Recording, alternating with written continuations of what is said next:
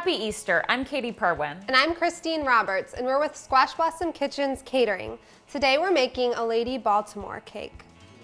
The ingredients are flour, baking powder and salt, sugar, unsalted butter, vanilla, milk, egg whites, mixed dried fruits, orange zest, and toasted walnuts.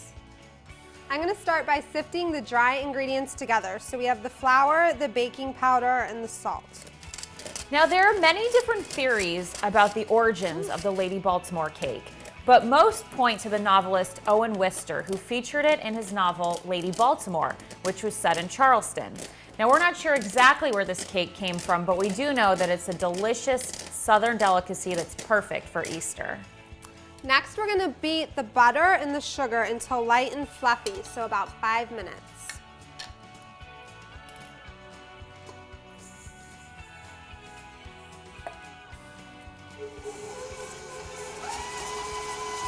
Yeah.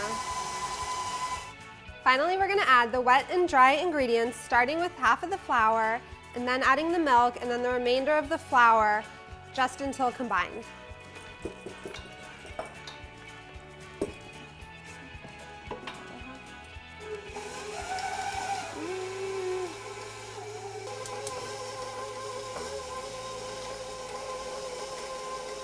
Now we're going to whip our egg whites until they are foamy and frothy and have actually formed stiff peaks. Now when you're beating egg whites, it's always best to use room temperature egg whites because they beat up much more easily.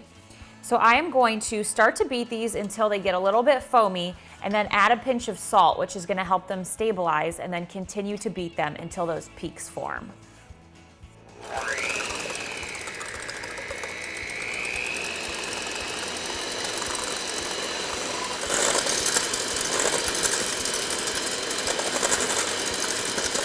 Now that we have our egg whites whipped and they have formed stiff peaks, we are going to very gently fold them into the cake batter.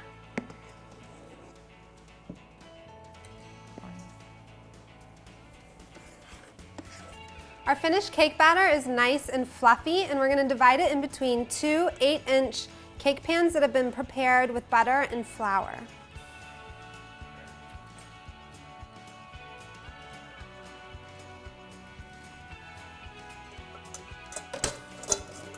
We're gonna bake the cakes in an oven preheated to 375 degrees for 35 to 40 minutes.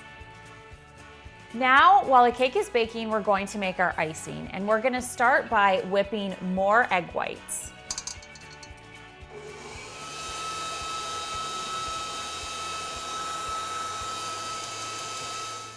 Now that our egg whites are beaten, I have brought our sugar and water mixture to a boil on the stovetop, and we want it to hit around 235 degrees. So I'm using a candy thermometer, and you can also check because when you drop a drop into a glass of cold water, it will form strings. This is also known as the softball stage in candy making.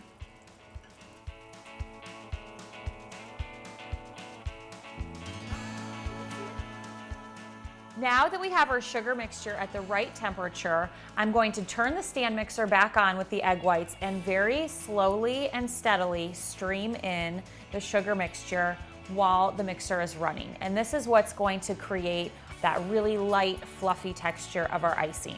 Now be careful because the sugar mixture is hot, so you want to make sure that it does not splash you.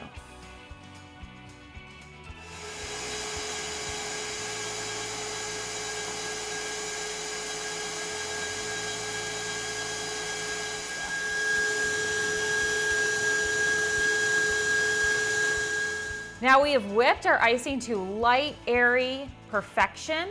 It's beautiful, and I'm gonna transfer about a third of it over to Christine, and she's gonna mix it with all of the good filling ingredients.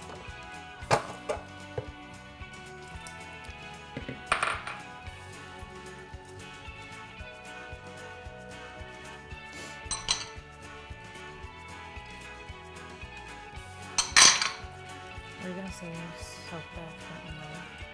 We're gonna use the frosting that we mixed with the nuts and the berries in the center of the two layers, and then we're gonna use the remainder of the frosting for the outside of the cake.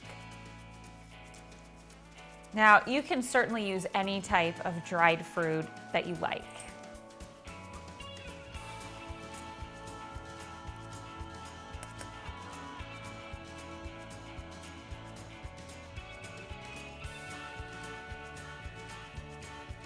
Here we have our finished Lady Baltimore cake, and we've garnished it with some candied oranges.